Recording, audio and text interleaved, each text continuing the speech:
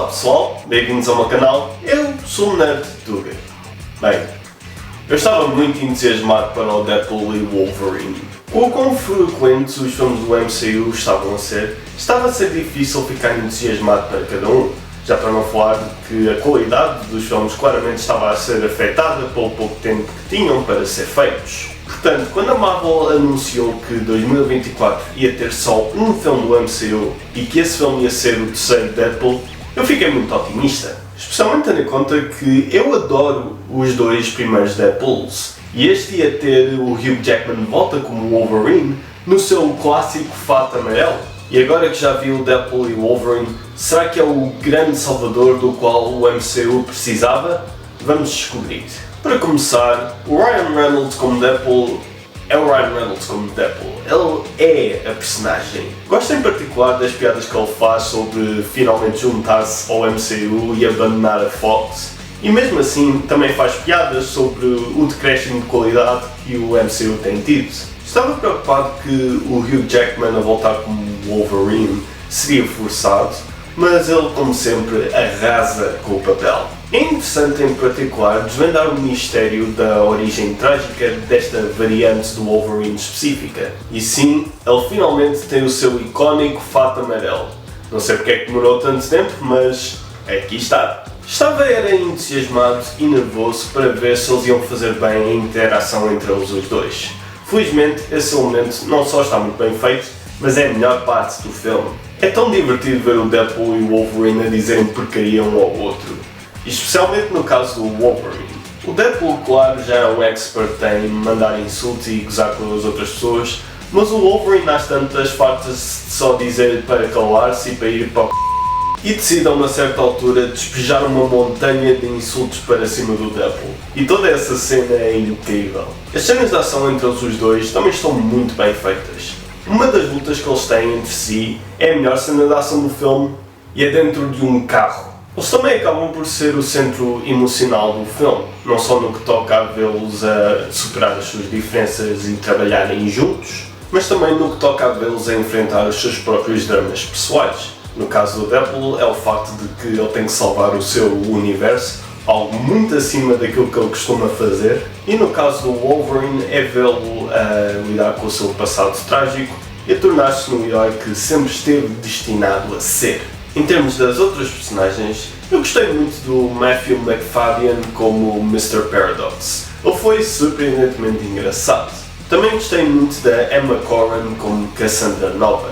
Ela tem muito pouco a ver com a personagem das BDs, mas isso não compromete a sua qualidade como vilã. É uma daquelas vilãs que é má porque sim, mas funciona pelo quão sádica é e pelo quanto se diverte a ser má. Há muito aqui para gostar, mas o filme está longe de ser perfeito. Para começar, a história é bastante previsível. Houve uns momentos aqui e ali que me surpreenderam. Houve um em particular que eles esconderam muito bem nos trailers, apesar de acontecer bastante cedo no filme. Só que grande parte do tempo é demasiado fácil prever o que é que vai acontecer a seguir a cada cena, assim como a trajetória geral da história. Depois as piadas variam muito em qualidade. Algumas são excelentes, outras ou demoram demasiado tempo, ou usam termos modernos de uma maneira muito forçada. Para além de que este filme quebra aquela que eu acho que é a regra de ouro de comédias de quarta parede.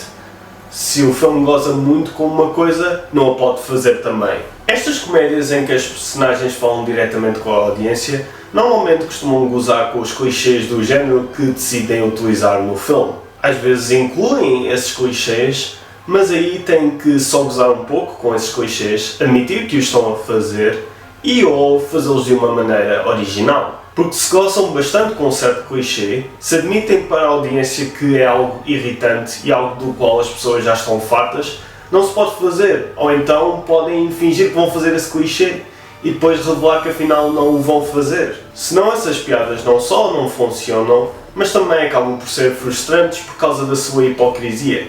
Ninguém gosta de um hipócrita. É um equilíbrio delicado, mas um que os outros dois Deadpools conseguiam cumprir. Este terceiro filme nem por isso, especialmente porque acaba por tentar gozar com aquele que é o maior problema do filme. Entre os variantes que aparecem neste filme, ou seja, personagens de realidades alternativas, Há variantes que são referências a BDs, há variantes que são de outros filmes dos X-Men ou outros filmes da Marvel da 20th Century Fox. E enquanto que alguns são muito engraçados, muito fixes e ou contribuem para momentos emocionais, muitos não são bons ou seriam bons se não aparecessem por tão pouco. Há uns que nem sequer são de filmes bons e não fazem o mesmo que os outros filmes multiversais da Marvel, em que dão ao ator que está de volta uma oportunidade para fazerem uma melhor versão da sua personagem. Falando nesses filmes, quando o Homem-Aranha sem Volta à Casa incluiu várias variantes de outros filmes do Homem-Aranha, fez disso o ponto focal, e todas essas variantes eram importantes para a história. E no caso do Doutor Estranho 2, os cameos desse filme eram um simples bónus, um acessório que não tirava o foco da história do filme. Mas aqui eles enfiam um balúrdio de cameos e variantes no filme, apesar de que 90% deles podiam ter sido cortados do filme e não fazia diferença. Só que em vez disso, estão aqui a ocupar espaço no filme e acabam por tirar tempo de ecrã a elementos do filme que precisavam bem mais dele. Um desses elementos é os amigos do Deadpool, que, tirando se calhar a Blindell e o Peter, aparecem muito pouco. E sem mencionar os amigos do Deadpool que nem sequer aparecem no filme, como a Domino e o Fire Fist. E é estranho para um filme em que o Deadpool está constantemente a mencionar que tem que salvar o seu universo e os seus amigos, não vemos muito desses amigos. O outro elemento é o Deadpool e o Wolverine, que foram a melhor parte do filme, e eu gostava que o filme se focasse mais neles os dois. Acho que não é irrazoável pedir mais Deadpool e Wolverine num filme chamado Deadpool e Wolverine. É que às vezes eu até me esquecia que o Wolverine estava no filme, porque estava demasiado distraído com o filme a dizer-me constantemente: olha aquela personagem daquela BD, olha aquela personagem daquele filme, e até é o mesmo ator e tudo. Houve uma parte a meio do filme em que houve um conflito bastante intenso entre o Deadpool e o Wolverine. Eu pensava que a seguir iam falar daquilo que tinha acontecido e iam falar dos seus sentimentos, só para depois o filme bombardear-me com uma data de cameos de uma só vez, e foi aí que eu fiquei oficialmente saturado de cameos. Outro exemplo do filme a ter as prioridades trocadas é quando finalmente revelam a origem trágica desta versão do Wolverine, em que apenas descrevem o que aconteceu, mas não o mostram. E depois há uma variante do Deadpool que tem tão pouca piada, e sempre que ele aparecia o filme travava bruscamente para ele contar as suas piadas sem piada. Não fiquem com a ideia errada, eu gostei deste filme. Fiquei extremamente desapontado porque estava à espera que fosse incrível e acabou por ser só decente. Outras críticas que eu vi do filme deram pontuações semelhantes à minha e no entanto falaram de maneira mais positiva do filme. O que diz-me que se calhar tinha as expectativas demasiado altas para este filme. É que depois do enorme fracasso nas bilheteiras que as Marvels foi e depois do quão mau a Invasão Secreta foi, o Kevin Feige falou muito de que eles iam mudar de abordagem e tomar medidas drásticas para abordar as várias críticas que o MCU estava a receber. E eu nem sequer achava que o estado do MCU estava assim tão mau.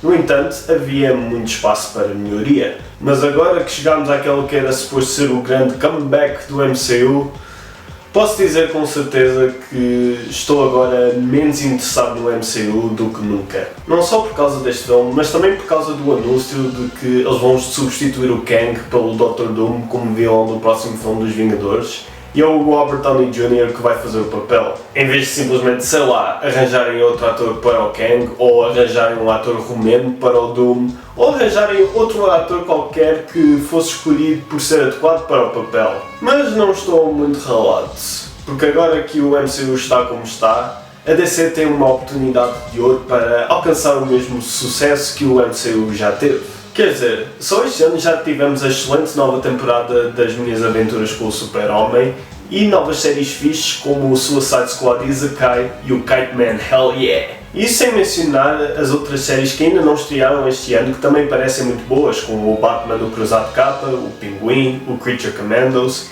e os dois próximos filmes da DC, o Joker Folie à Deux e o Super-Homem do James Gunn, também parecem muito bons. Portanto é bom saber quando a Marvel desapontar-me, a DC provavelmente vai estar lá para satisfazer-me. Houve pessoas que gostaram muito do Deadpool e Wolverine. Eu fico muito feliz por elas. Eu gostava de poder dizer o mesmo. Porém, a realidade é que eu dou ao Deadpool e Wolverine 3 Deadpools em 5.